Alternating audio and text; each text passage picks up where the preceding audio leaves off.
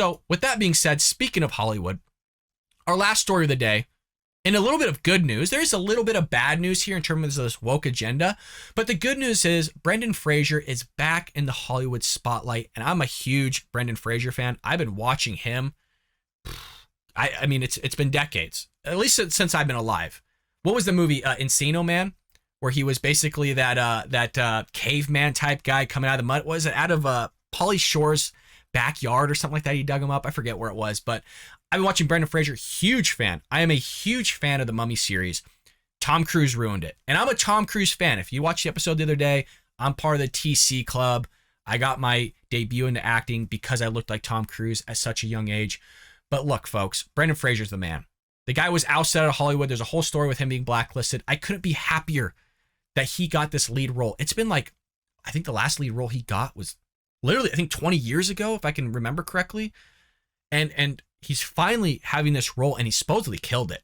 I mean, the makeup that we're going to show here and everything that he's doing, a lot of people are talking Oscar nods right now. So it says here, Brendan Fraser is coming back to Hollywood in a big way. Literally, the 53-year-old actor, man, he is getting old, huh, folks?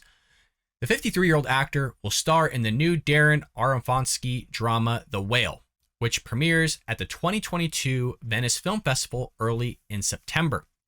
Independent film producer A24 just released a first look at the new movie about a 600-pound man struggling to reconnect with his 17-year-old daughter, who I believe is the girl from the red-haired girl from Stranger Things.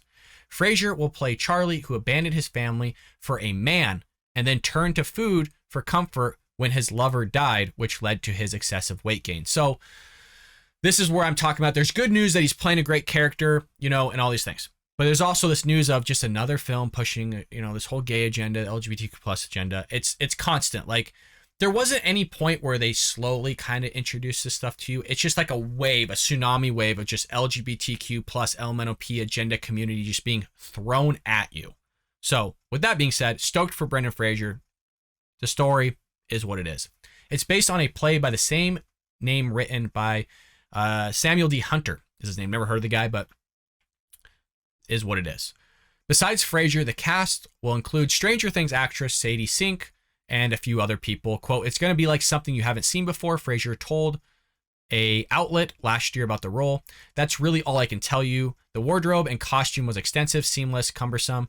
This is certainly far removed from anything I've ever done, but not to be coy, I do know it's going to make a lasting impression." So here's some looks at what he looked like. Clearly he didn't obviously gain 600 pounds. He was already hefty before. He doesn't look as he did before.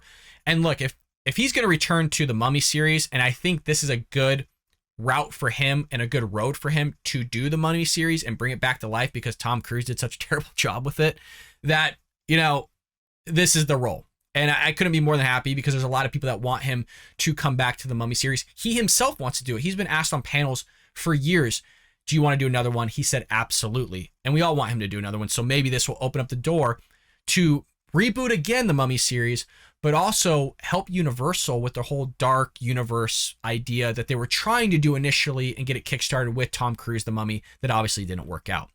Though Fraser has been acting in more minor roles over the past few years, The Whale is significant as it's the actor's first leading part since the 2013 direct-to-DVD action movie Breakout. This is causing fans to call The Whale a comeback for the Canadian-American actor.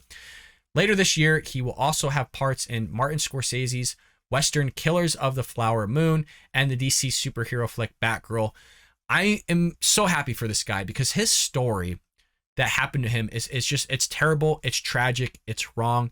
He deserves to be in Hollywood. He deserves to be a leading man. He has the chops for it. He has the acting skills for it.